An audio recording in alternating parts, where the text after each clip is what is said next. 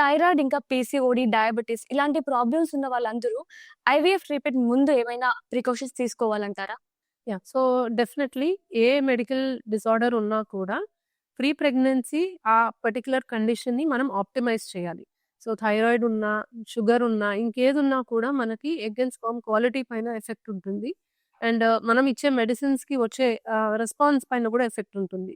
So, అది part of pre pregnancy planning. It's not only for IVF అండి. ఎప్పుడైనా కూడా even any couple planning naturally కూడా pre pregnancy మనం వాళ్ళకి ఏదన్నా మెడికల్ డిసార్డర్ ఉంటే ఆ హెల్త్ కండిషన్‌ని ఆప్టిమైజ్ చేయడం చాలా ఇంపార్టెంట్.